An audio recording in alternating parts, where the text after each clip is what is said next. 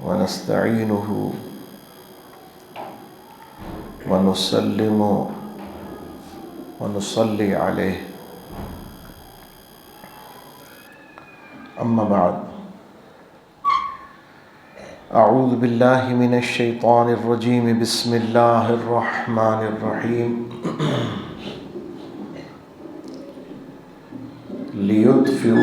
يريدون ليطفئوا نور الله بأفواههم والله متم نوره ولو كره الكافرون.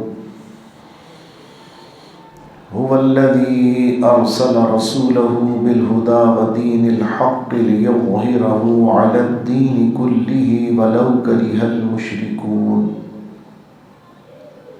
يا أيها الذين آمنوا هل أدلكم على تجارة تنجيكم من عذاب أليم تؤمنون بالله ورسوله وتجاهدون في سبيل الله بأموالكم وأنفسكم ذلكم خير لكم إن كنتم تعلمون. يغفر لكم ذنوبكم ويدخلكم جنات تجري من تحتها الأنهار ومساكن طيبة في جنات عدن ذلك الفوز العظيم. وأخرى تحبونها نصر من الله وفتح قريب وبشر المؤمنين.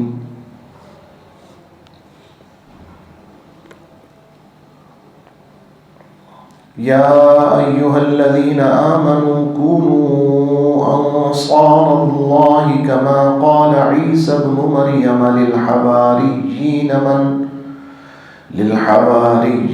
من أنصاري إلى الله؟ قال الحواريون نحن أنصار الله. فآمنت طائفة من بني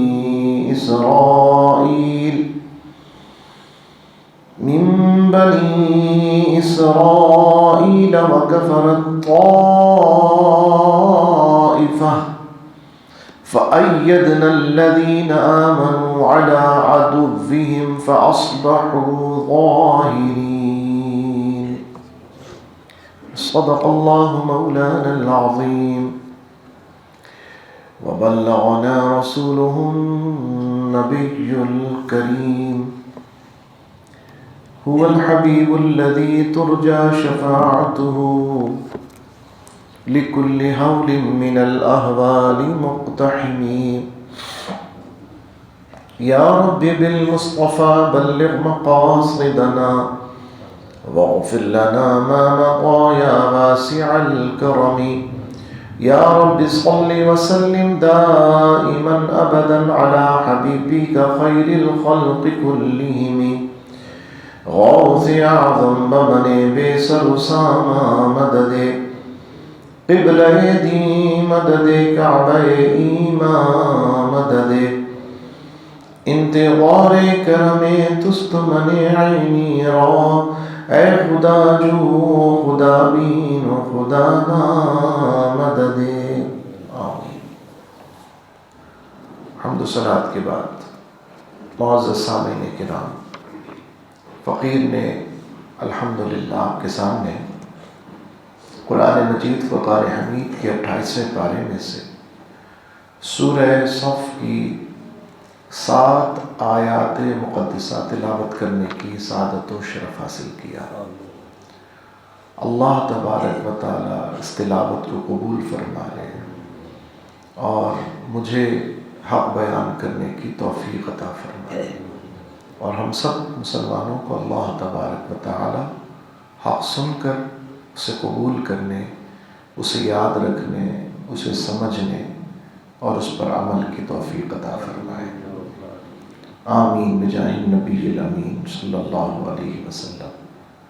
آغاز گفتگو سے قبل عقیدت اور محبت سے ایک بار درود پاک کا نذرانہ پیش فرمائیں. اللہم صلی علی سیدنا و مولانا محمد معظم الجود والکرم आलिहि व बारिक वसल्लिम सलातन व सलामन अलैका या सय्यदी या खातमन नबिय्यीन।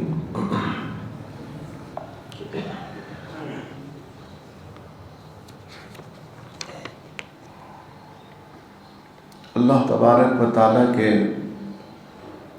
मुबारक कलाम से जिन मुबारक आयात मुक़द्दसा तिलावत करने का शरफ़ हासिल किया, उनका तर्जमा पहले समात फरमा लें। इंशाअल्लाह तर्जमे से ही ईमान की हलावत महसूस होगी और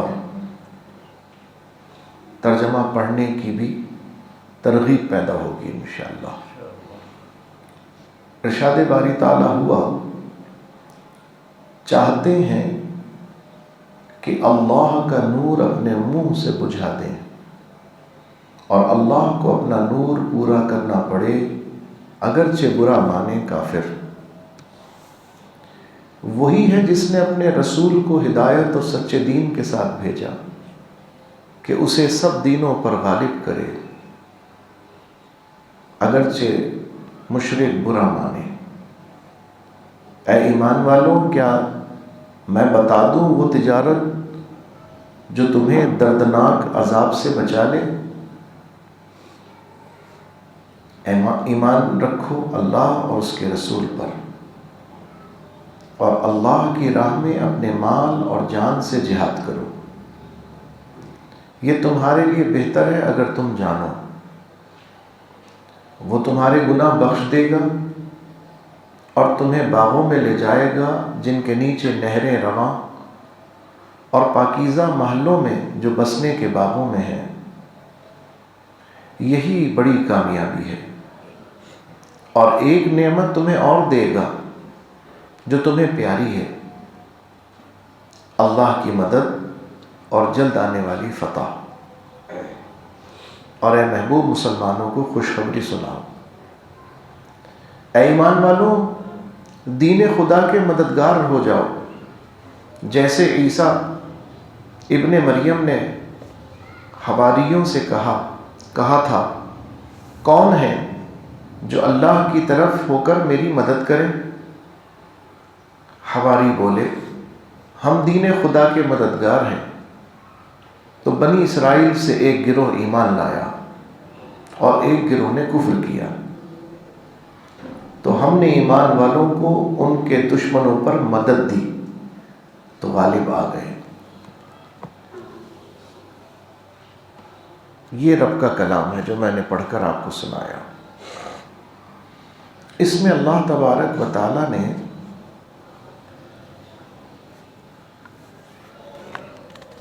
कुछ बातें उसूली और नज़रियाती, जिनकी बुनियाद पर तमाम रसूलों की तबलीग होती है, वो बयान की और एक वाक़े का तज़किरा भी किया। एक हवाला भी दिया कि माजी में हुज़ूर अलैहिस्सलाम पर जब ये कुरान नाजिल हुआ तो अल्लाह ने फरमाया कि ए महबूब, आपसे पहले जो नबी हैं ईसा अलैहिस्सलाम, उन्होंने अपने साथ आने वाले जो हवारी हैं, जो उन पर ईमान लाए, यानी सहाबी उनके मोमिन नेक, वो कितने थे? वो तादाद मुफस्सिरीन ने 12 फरमाया, 12 हवारी थे। और आज जो इंजील जो दुनिया में मिलती हैं, जिसे ईसाई मुक़द्दस किताब कहते हैं, और इंजील तो मुसलमानों के लिए भी मुक़द्दस किताब है, लेकिन वो इंजील मुक़द्दस है जो असल में अल्लाह का कलाम है। मुहर्रफ और मुहर्रिफ जो किताब है जिसमें तहरीफ हो चुकी है, वो इंजील हमारे नज़दीक नहीं है, बल्कि वो इंजील जो अल्लाह ने नाजिल की, अब वो असली हालत में नहीं है। तो वो अब इल्म इलाही में है, लौहे महफूज पर है, मगर दुनिया में महफूज नहीं है। तो जो अब मिलती है उसमें कुछ बातें मौजूद हैं और कुछ बातें मौजूद نہیں ہے اصل کی، تبدیل ہو گئی، تحریف ہو گئی۔ کس نے کی تحریف؟ لوگوں نے کی تحریف، توریت میں بھی، زبور میں بھی اور انجیل میں بھی۔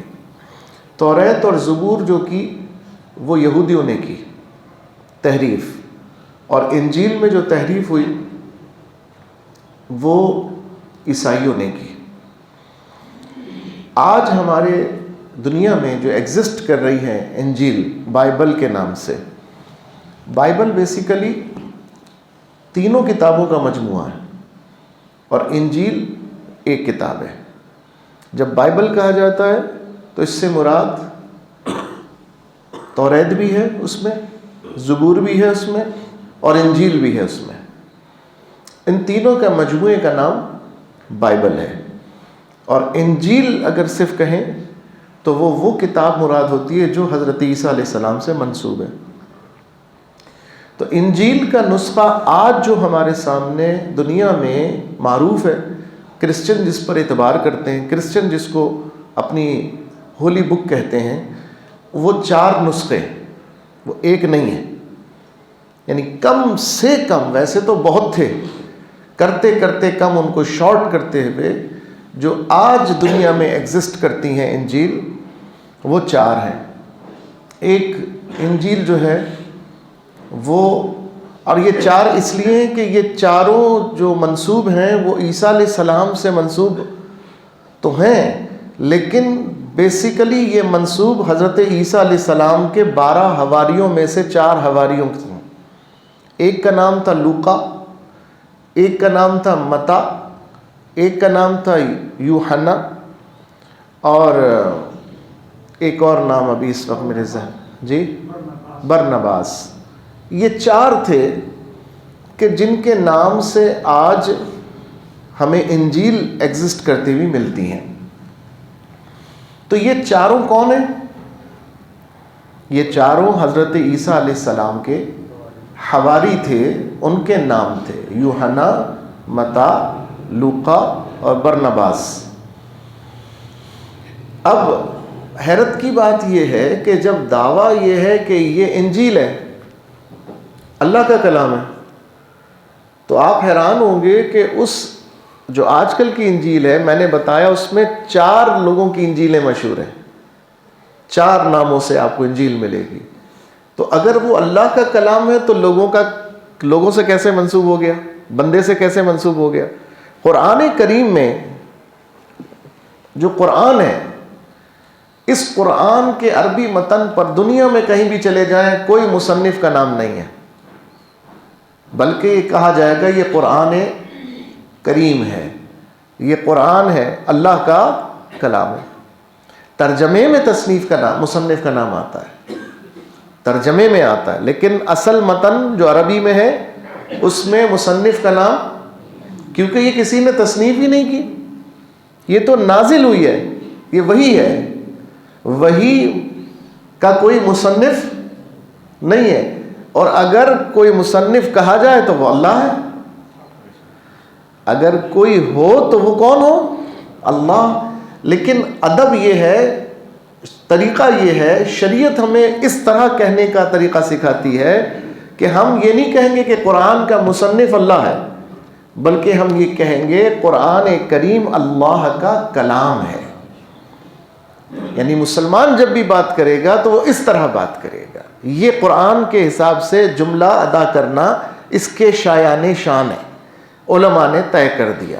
قرآن اللہ کا کلام ہے، قرآن مخلوق نہیں ہے، قرآن مخلوق نہیں ہے، قرآن ایجاد نہیں ہوا، قرآن کلام الہی ہے، اور کلام الہی اللہ کی صفت ہے، اللہ کی کلام اللہ کی صفت ہے، وہ کلیم ہے، یہ اس کی صفت ہے اور یہ اس کا کلام ہے۔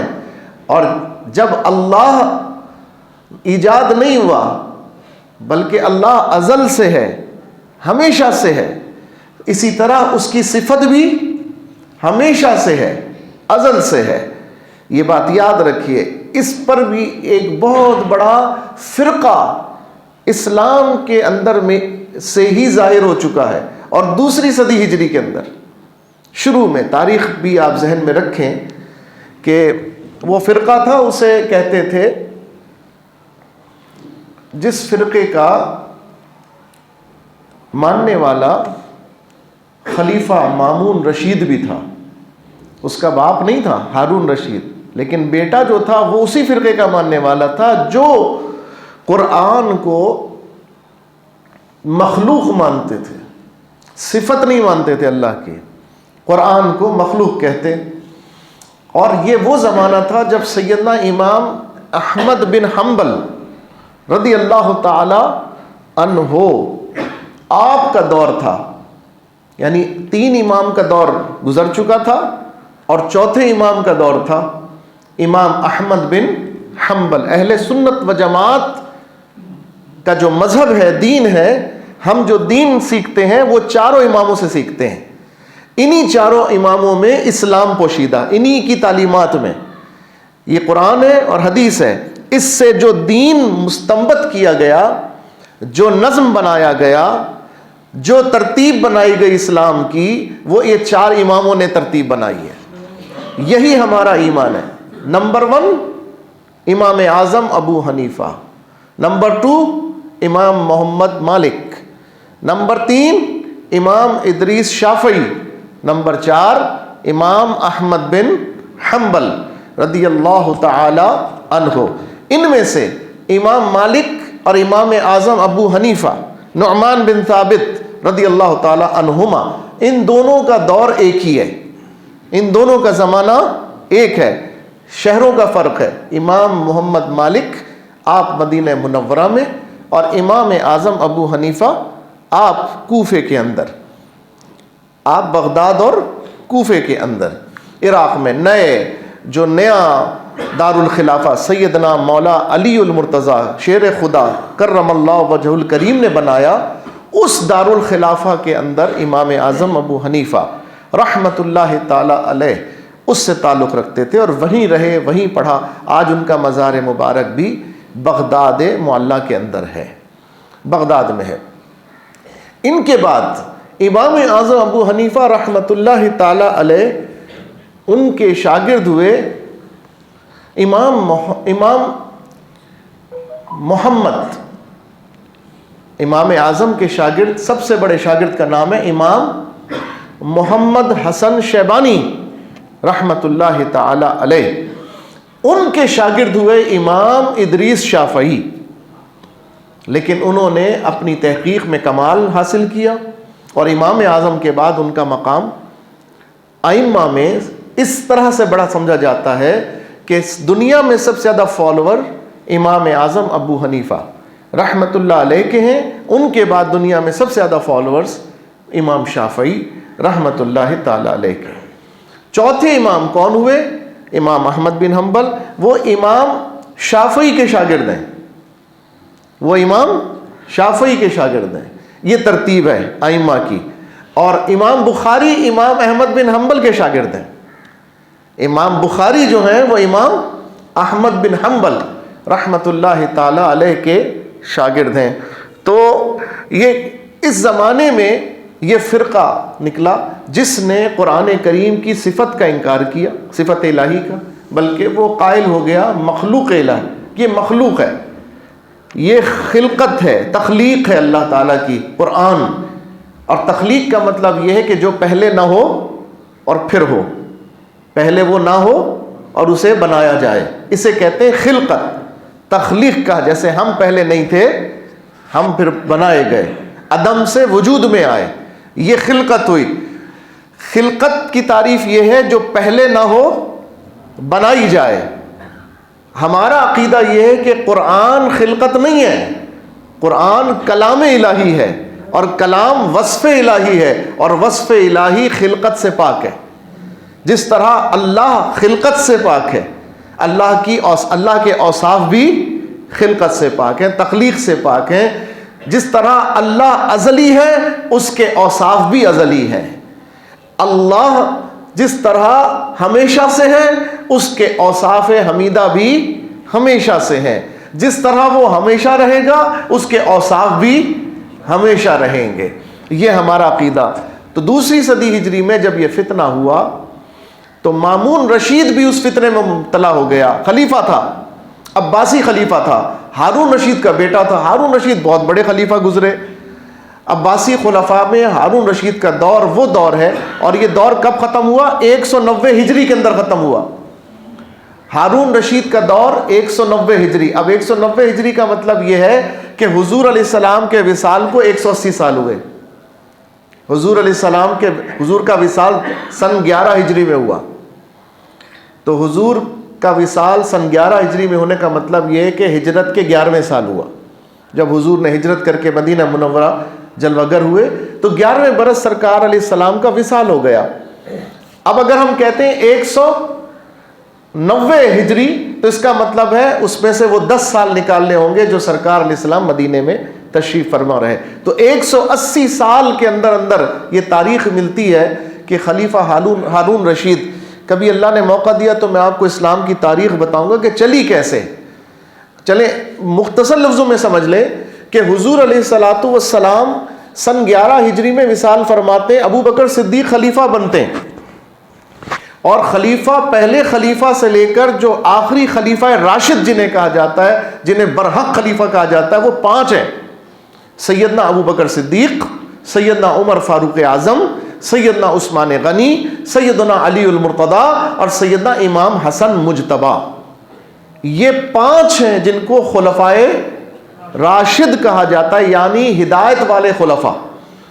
اور یہ ہدایت والے تو دیگر بھی خلفاء گزرے ہیں، لیکن یہ خلیفہ ایسے خلیفہ ہیں جن کی خلافت علی منہاج النبوت تھی، جو حضور نے بشارت دی کہ میرے بعد 30 سال خلافت رہے گی، میرے بعد 30 سال وہ نظام رہے گا جو میری نبوی طرز کے اوپر رہے گا، میرے طرز پر رہے گا۔ اور وہ کون ہیں؟ وہ 5 خلفاء ہیں۔ ان کا دور اگر ان کی عمریں دیکھ لیں، ان کی دور حکومت کو دیکھ لیں، کاؤنٹ کر لیں تو وہ 30 سال بنتے ہیں، سیدنا امام حسن رضی اللہ تعالی عنہ تک۔ اچھا، ان کے بعد آپ کہیں کہ پھر کیا ہوا؟ تو اب 10 سال حضور کی ہجرت کے اور 30 سال ملا کے سن 41 ہجری میں خلفائے راشدین کا مطلب دور ختم ہو گیا، آپ کا دور ختم۔ اب کیا شروع ہوا؟ یہ بھی حضور نے ارشاد فرمایا، میرے آقا نے تو قیامت تک کی خبریں عطا فرمائی۔ سرکار علیہ السلام نے فرمایا اس کے بعد ملوکیت کا دور شروع ہوگا، بادشاہت کا دور۔ کون سی بادشاہت؟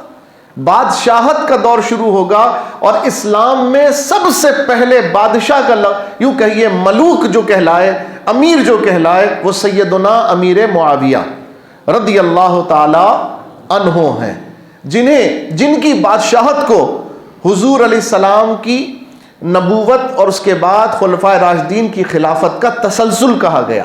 لیکن چونکہ اس کا معیار وہ نہ تھا جو خلفائے راشدین کے دور کا تھا، اس لیے انہیں خلفائے راشدین کے دور میں شامل نہیں کیا گیا، بلکہ ملوک اسلام کے پہلے ملک، شاہان اسلام کے پہلے بادشاہ سیدنا امیر معاویہ رضی اللہ تعالی عنہ، ان کے بعد ان کا جو بیٹا بیٹھا تخت پر وہ یزید تھا، اور وہ خبیث تھا، پلید تھا، اور اس نے اسلام کو بہت بڑا نقصان پہنچایا۔ اور اسی کے دور میں بہت ایسے واقعات ہوئے جس کے لگائے ہوئے زخموں سے آج تک اہل اسلام باہر نہیں آ سکے۔ آج تک 13 صدیاں گزر گئیں، لیکن آج تک اہل اسلام ان زخموں کی ضرب سے اور تکلیف سے آج تک باہر نہ آ سکے۔ کبھی نہ کبھی کہیں نہ کہیں خون جاری ہو جاتا ان زخموں سے، آج بھی ٹیسیں اٹھتی ہیں۔ جو زخم یزید پلید نے، جو زخم یزید نے اپنے دور میں مسلمانان اسلام کے ساتھ اور بالخصوص خانوادہ آل پاک حضور علیہ السلام کے اہل بیت کے ساتھ کیا، اس کا زخم آج تک مندمل نہیں ہو سکا۔ اچھا، وہ مر گیا 3 سال میں، وہ بادشاہت کر کے مر گیا 3 سال میں۔ اس کے بعد پھر یعنی اس کے نائبین آتے رہے، اسی کے خاندان میں سے، اسی کی برادری میں سے، اسی کے قبیلے میں سے، جسے قبیلہ بنو امیہ کہا جاتا ہے۔ آپ حضور علیہ الصلوۃ والسلام کے اب پھر سن لیجئے، حضور علیہ الصلوۃ والسلام جب مدینہ تشریف لائے، آپ نے 10 سال مدینے میں حکمرانی فرمائی. 11ویں برس سرکار کا وصال ہوا. اب 11ویں برس سے لے کر 40ویں برس تک حضور کے خلفاء کی حکمرانی رہی. 5 خلفاء جنہیں میں نے خلفائے راشدین نبی آپ کے سامنے بتایا. تو اب کتنی سن ہو گئی؟ سن 40 ہجری ہو گئی. 10 سال حضور علیہ السلام کی نبوی حکمرانی اور 30 سال حضور کے خلفاء کی، خلفائے راشدین کی حکمرانی، جو علی منہاج النبوت تھی، اسی طرز پر تھی جو حضور کا طرز تھا، حضور علیہ السلام کا انداز تھا. مقبول تھی اور برکتوں والی تھی، رحمتوں والی تھی، اور سرکار علیہ السلام کی پسندیدہ تھی، اللہ رسول کی پسندیدہ تھی. وہ دور گزر گیا، 40 سال گزر گئے. ہجرت کو کتنے سال ہو گئے؟ 40 سال. اور حضور کے وصال کو کتنے سال ہو گئے؟ 30 سال ہو گئے. ہجرت کو 40 سال اور حضور کے وصال کو 30 سال ہو گئے. اس کے بعد جب میں نے بتایا پہلے بادشاہ کون بنے؟ سیدنا امیر معاویہ رضی اللہ تعالی عنہ. گویا سمجھیے سن 41 ہجری سے ان کا دور شروع ہوا. 20 سال وہ حکمران رہے. کتنے سال؟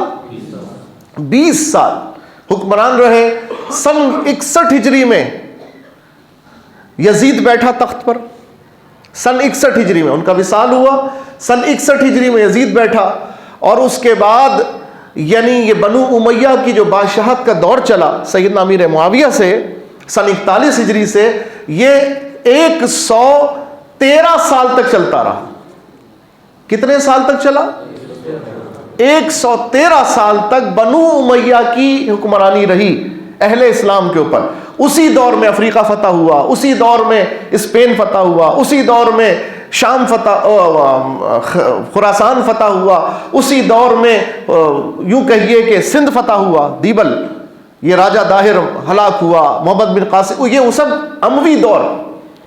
یہ سمجھیے کہ حضور کے وصال کے 150 سال کے اندر اندر کی بات ہے ساری. پہلا دور اسے کہتے ہیں تاریخ اسلام کا سرکار علیہ السلام کے بعد پہلا دور، خلفائے راشدین کے بعد پہلا دور بادشاہت کا.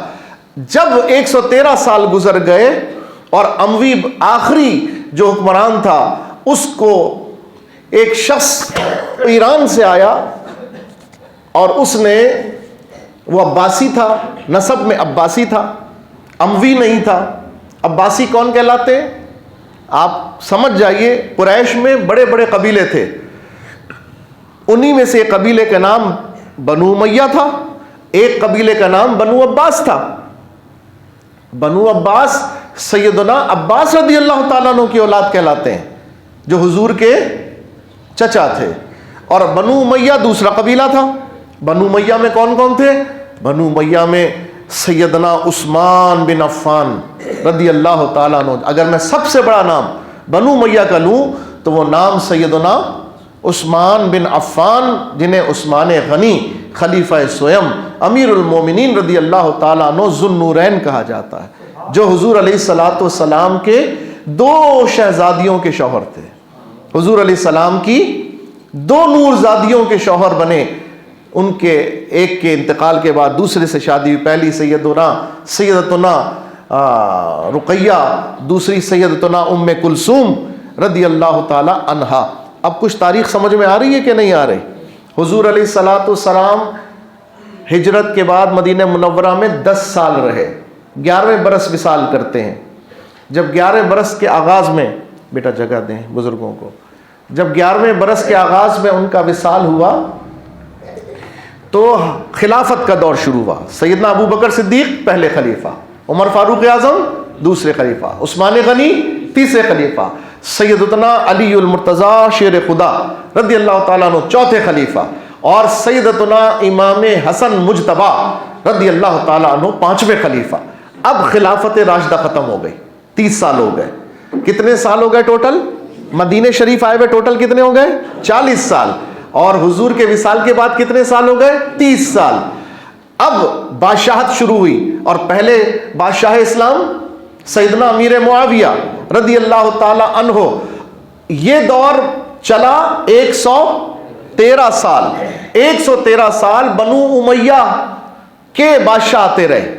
اور اسی دور، یہ ابتدائی دور اسلام تھا، اور اسی پہلے دور میں جو فتوحات ہوئی ہیں وہ عظیم الشان فتوحات ہوئی ہیں اسی دور کے اندر، جن میں نے آپ کو بتایا کہ جو محمد بن قاسم یہ بھی بنو امیہ میں سے ہیں، یہ بھی اسی دور کے ہیں، قبیلے میں سے نہیں، اسی دور کے اندر سے جو سندھ آئے، سندھ فتح کیا، ملتان تک فتح کر لیا انہوں نے، اور پیچھے افغانستان، اس سے پیچھے چلے جائیے تو خراسان پورا اور عراق اور دیگر علاقے جو ہیں وہ سب فتح ہو چکے تھے۔ ایران تو سیدنا عمر بن خطاب رضی اللہ عنہ کے زمانے میں ہی فتح ہو چکا تھا، لیکن اس کے بقیہ علاقوں کو فتح سیدنا امیر معاویہ کے دور میں کیا گیا۔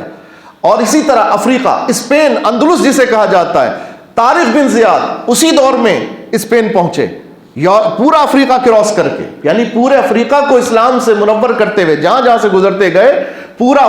اگر آپ سعودی عرب سے اسپین کو دیکھیں تو سعودی عرب سب سے نیچے افریقہ میں اور اسپین سب سے اوپر ہے۔ اسپین افریقہ میں نہیں ہے، اسپین لیکن افریقہ کے ٹاپ سے ملا ہوا ہے، یورپ کا پہلا ملک ہے اور افریقہ سے سمجھے بالکل، اگر آپ افریقہ کا جو آخری ملک ہے موروکو، جسے آج مراکش کہا جاتا ہے، الجزائر ویسے اس کا نام ہے، اگر آپ اس کا ایک شہر ہے طنجہ یا تنایر کہا جاتا ہے، اگر اس کے ساحل پر کھڑے ہو تو سامنے جبرالٹر نظر آتا ہے، جبل طارق۔ وہ جبل طارق مشہور اس لیے کہ حضرت طارق بن زیاد وہاں پہنچے اور انہوں نے اس کے بعد کشتیاں جلانے کا حکم فرما دیا کہ واپسی کا راستہ بند ہو جائے، اب لوگ شکست کی وجہ سے یا خوف کی وجہ سے واپس جانے کا نہ سوچیں، آگے بڑھنے کا سوچیں۔ اور اس ہمت نے انہیں ایسی طاقت عطا کی کہ جو سلطنت اسپین پہ پھر حضرت طارق بن زیاد نے فتح کر کے قائم فرمائی، اللہ تعالیٰ نے اسے 800 سال کا دوام عطا فرمایا، 800 سال کا دوام، یہی وہ سلطنت تھی۔ اسی اسپین سے بڑے بڑے علماء نکلے، اسی اسپین سے حضرت شیخ محی الدین ابن عربی نکلے رضی اللہ تعالی عنہ۔ یہی شیخ محی الدین ابن عربی ہیں، یہ اس ملک سے نکلے جس ملک کو 800 سال اللہ نے حکمرانی اسلام کی عطا فرمائی، اور اسی ملک سے نکل کر یہ شیخ ابن عربی آپ پہنچے ترکستان، ترکمانستان، اور جو اس زمانے کے اندر ترکی کہلاتا تھا، ارض روم تشریف لے کر آئے، آپ پونیا تشریف لے کر آئے جہاں حضرت جلال الدین رومی رحمۃ اللہ تعالی علیہ کا شہر تھا، آپ ترکی تشریف لے کر آئے۔ یہ پونیا اس وقت سلاطین اسلام جو ترکی کے کہلاتے تھے، یہ ان کا ہیڈ کوارٹر تھا پونیا۔ اس پونیا شہر میں حضرت شیخ ابن عربی تشریف لے کر آئی، ان کا آنا ثابت ہے۔ تو انہی کی تربیت سے جو سلطنت نئی بنی اسلام کی، اسے سلطنت عثمانیہ کہا جاتا ہے۔ ان کی تربیت سے، ان کی گائیڈنس سے، ان کی رہنمائی سے آپ نے ترکی کے قبائل کو متحد کیا اور ان میں سے مجاہدین کو تیار کیا، جنہوں نے منگولوں کے خلاف لڑائی لڑی، جنہوں نے بازنطینیوں کے خلاف لڑائی لڑی، اور انہی کی اولاد نے الحمدللہ حضور علیہ السلام کی بشارت کو پورا کیا اور قسطنطنیہ کو فتح کیا۔ سلطان محمد فاتح وہ ہیں جو انہی کی اولاد میں سے ہیں۔ کن کی اولاد میں سے؟ انہی ترکو قبائل کی اولاد میں سے۔ سلطان عثمان کی اولاد میں سے ہیں سلطان محمد فاتح، جنہوں نے الحمدللہ قسطنطنیہ فتح کی، اور میرے آقا علیہ السلام نے مدینہ شریف میں اپنی حیات مبارکہ میں یہ بشارت دی تھی کہ جو لشکر اس پر حملہ کرے گا اور اسے فتح کرے گا، اللہ اس کو جنت میں داخل فرما دے گا۔ یہ حضور علیہ السلام نے بشارت عطا کی، اور کب پوری ہوئی؟ حضور کے وصال کے 600 سال پر، حضور کے وصال کے 600 سال بعد۔ ہر دور میں قسطنطنیہ کو فتح کرنے کی کوشش کی جاتی رہی ہے۔ قسطنطنیہ میں آخر تھا کیا؟ قسطنطنیہ عیسائی حکومت کا، پوری دنیا کے قیصر جنہیں کہا جاتا ہے، قیصر، اس کا یہ دارالسلطنت تھا۔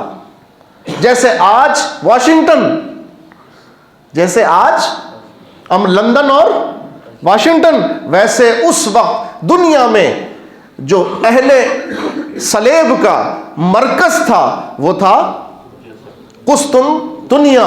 اور یہ قسطنطین، یہ بھی ایک عیسائی بادشاہ تھا جس نے حضور علیہ الصلوۃ والسلام کی دنیا میں ولادت مبارکہ سے پہلے قسطنطنیہ آباد کیا تھا، اور یہ نیچرلی قسطنطنیہ شہر اللہ تعالیٰ نے ایسا بنایا اس کو کہ وہ اس کو فتح کرنا آسان کام نہیں تھا۔ یعنی برسوں گزر گئے حضور کی بشارت سنے ہوئے، صحابہ نے کوششیں کر لی، بلکہ تاریخ میں تو یہ بھی ملتا ہے کہ حضور علیہ الصلاۃ والسلام کے وصال کے فوراً بعد جو پہلا لشکر قسطنطنیہ پر حملہ کرنے گیا، اس لشکر کے اندر صحابی رسول، حضور کے ننیالی اور حضور کے میزبان، مدینہ پاک کے پہلے میزبان سیدنا ابو ایوب انصاری رضی اللہ تعالیٰ عنہ بھی تشریف لے کر گئے، حالانکہ آپ کی عمر مبارک 90 برس تھی، حالانکہ اس وقت آپ کی عمر مبارک 90 برس تھی۔ کتنے اعزاز میڈل لگے ہوئے تھے آپ کو؟ آپ یعنی پہلے اسلام لانے والوں میں، یعنی جو سابقون الاولون کہلاتے، قرآن نے ان کی تعریف کی ہے، سابقون الاولون کہہ کر ان کی تعریف کی۔ اب پہلا میڈل یہ شروع دور کے مسلمان مدینے سے آئے، حضور پر ایمان لے کر آئے، مدینے شریف سے آئے، اور کب آتے تھے یہ لوگ؟ حج کے دوران آتے تھے، حج کے زمانے میں آتے، مدینہ شریف سے مینا آئے، سرکار حج کے دوران مینا میں جا کے تبلیغ فرماتے، لوگوں کو تبلیغ کفار بھی حج کرنے آتے تھے، کفار بھی مکے کا طواف کرتے تھے، کفار بھی کعبے کا طواف کرتے تھے، لیکن ساتھ ہی ساتھ وہ بت پرستی بھی کرتے تھے، شرک بھی کرتے تھے۔ تو سرکار علیہ السلام نے ان کو اصلی حج کا طریقہ، یعنی اس وقت تک تو حج فرض نہیں تھا، لیکن ایمان کا، عقیدے کا درست مشورہ دیا، تبلیغ کی، دعوت دی دین کی۔ الحمدللہ پہلے برس حضور کی دعوت سے 12 مسلمان ہو گئے، اگلی دفعہ جو آئے 70 لوگ مسلمان ہو گئے، اس سے اگلی دفعہ آئے تو اس سے زیادہ مسلمان ہو گئے، اور پھر سب نے کہا سرکار آپ مدینہ شریف تشریف لے کر آ جائیں۔ کعبے میں جب اتنا، مکے میں جب اتنی آپ کو تکلیف دیتے ہیں لوگ، تو سرکار آپ مدینے تشریف لے آئیں۔ تو سرکار علیہ السلام نے دیکھا جب ماشاءاللہ مدینے میں اسلام قبول کرنے کا ایسا انداز ہے، تو میرے آقا نے اپنے غلاموں کو پہلے مدینہ شریف جانے کا حکم دیا، اور اس کے بعد ابو بکر صدیق کی یوں کہیے کہ معیت میں اور رفاقت میں حضور علیہ السلام خود بنفس نفیس مدینہ منورہ جلوہ گر ہو گئے، سرکار تشریف لے گئے۔ اور یہ مدینہ حضور کا ننیال تھا، یہ مدینہ میرے آقا علیہ السلام کا ننیال، اور اس ننیالی قبیلے کے ایک فرد تھے ابو ایوب انصاری۔ اور سیدنا ابو ایوب انصاری، کاش مجھے گھڑی کی سوئی اجازت دیتی تو میں بتاتا، سرکار علیہ السلام مکے سے مدینہ جب ہجرت فرما کر تشریف لے گئے تو آپ نے بڑے بڑے وزراء، وہاں کے بڑے بڑے سردار قبیلوں کے، انصار اور دیگر کے قبیلوں کے آئے اور کہا سرکار آپ ہماری حویلی میں تشریف فرماؤ، سرکار آپ ہمارے محل میں، سرکار آپ یہاں تشریف لائیں۔ سرکار نے فرمایا میری اونٹنی کو چھوڑ دو، اللہ تعالیٰ کے حکم سے اس کو معلوم ہے مجھے کہاں ٹھہرنا ہے، یہ وہیں جائے کہ ٹھہرے گی جہاں اللہ کے نبی کو ٹھہرنا ہوگا، یہ اونٹنی وہیں پہ چلی جائے گی۔ اور وہ اونٹنی سیدنا ابو ایوب انصاری رضی اللہ تعالیٰ عنہ کے در دولت کے سامنے جا کر بیٹھ گئی۔ سرکار علیہ السلام نے فرمایا یہی ہماری میزبانی ہے، کریں گے۔ اب یہ میزبانی، یہ سارے اونٹنی کو کیا راز پتا تھا، اونٹنی کو خوشبو کیسے پتا چلی، اونٹنی کیسے جا کر بیٹھی؟ تو بھائی یہ کوئی 1-2 صدی کی بات نہیں تھی، یہ اونٹنی کو خوشبو 900 سال سے آ رہی تھی، 900 سال سے اس گھر سے خوشبو اٹھ رہی تھی کہ سرکار آنے والے۔ 900 سال پہلے بنی اسرائیل میں یمن کا ایک بادشاہ طبہ حمیری وہاں سے گزرا تھا، اور اس وقت علماء کرام نے جب اس مٹی کو سونگھا، اس جگہ کو دیکھا، انہوں نے کہا جناب ہمیں اجازت دیں کہ ہم آپ کے لشکر کے ساتھ واپس نہ جائیں، ہم یہیں رہ جائیں۔ اس نے کہا کیوں؟ کہا ہماری کتابوں میں لکھا ہے آخری نبی جلوہ گر ہوں گے اس سرزمین کے اندر، ہماری کتابوں میں لکھا ہے۔ تو اس نے کہا اچھا تو آپ کیا کرنا چاہتے؟ کہا ہم ان کا انتظار کرنا چاہتے ہیں۔ 900 سال پہلے کی بات ہے، سرکار علیہ السلام کے مدینہ منورہ آنے سے 900 سال پہلے سے مدینے کی ہوا سرکار کے استقبال کے لیے مچل رہی تھی۔ سرکار کی زمین سرکار کا راستہ، مدینے کی زمین سرکار کا راستہ دیکھ رہی تھی۔ سبحان اللہ، درخت و شجر و حجر سرکار علیہ السلام کے انتظار میں کھڑے ہوئے تھے اور حضور علیہ الصلوۃ والسلام کی استقبال کے لیے منتظر تھے۔ اور پھر وہ وقت آیا جب سرکار علیہ السلام تشریف لائے تو وہ بادشاہ جس سے اس دور کے اس کے وفد کے علماء نے کہا تھا ہمیں یہیں رہنے کی اجازت دیں، اس نے ایک آبادی بنا دی ان کے لیے، ایک کالونی بنا دی ان کے لیے، اور اس کے بعد جو ان کے سردار تھے ان کو ایک خط لکھوایا، اپنا نامہ لکھوا. کہا جو نبی ابھی آپ آئے نہیں ہیں آپ گواہ ہو جائیے کہ میں آپ کے آنے سے پہلے آپ پر ایمان لا چکا ہوں, میں آپ کا عاشق بن گیا ہوں, میں آپ سے محبت کرتا ہوں, آپ مجھے یاد رکھیے گا اور میرا یہ سلام آپ قبول فرمائیے گا. سبحان اللہ, وہ خط اس عالم کی نسل سے منتقل ہوتے ہوتے ہوتے اسی خانوادے کے آخری فرزند سیدنا ابو ایوب انصاری تک پہنچا تھا. وہ خط انہی کے پاس تھا, اسی لیے ان کے دروازے پہ آ کے اونٹنی رکی. اور جب سرکار علیہ الصلوۃ والسلام جب گھر میں جلوہ گر ہوئے تو حضرت ابو ایوب انصاری رضی اللہ تعالی عنہ نے استقبال کیا, خوشی کا مظاہرہ کیا. تو سرکار نے فرمایا ابو ایوب تمہارے پاس ہماری کوئی امانت رکھی ہوئی ہے, وہ امانت تو ہمیں لا کر دو. تو سیدنا ابو ایوب انصاری رضی اللہ تعالیٰ عنہ نے وہ خط سرکار کی خدمت میں پیش کیا. یعنی سرکار بھی اپنے عاشق کی خوشبو کب سے پہچانتے ہوں گے. وہ رب جو ماں کے پیٹ میں اپنے محبوب کو اصحاب فیل والوں کا حال دکھا رہا ہے اور فرما رہا ہے الم تر کیف فعل ربک باصحاب الفیل, اے محبوب کیا تم نے نہ دیکھا تمہارے رب نے ہاتھی والوں کا کیا حال کیا. حالانکہ حضور تو اس وقت اپنی والدہ کے شکم اقدس کے اندر تھے, ابھی سرکار پیدا دنیا میں ظاہر نہ ہوئے تھے. 50 دن کے بعد سرکار کی ولادت ہوئی. اس واقعے کے 50 یا 55 دن کے بعد سرکار کی ولادت ہوئی. تو جو رب اپنے محبوب کو ان کی والدہ مقدسہ کے شکم اقدس کے اندر ان کے پہلے ہونے والے واقعات کا نظارہ کروا رہا ہے, تو کیا وہ رب اپنے محبوب کو 900 سال پہلے گزرے ان کے عاشق کی خوشبو سے آگاہ نہ فرمائے گا, ان کے سلام سے آگاہ نہیں فرمائے گا. سبحان اللہ سبحان اللہ.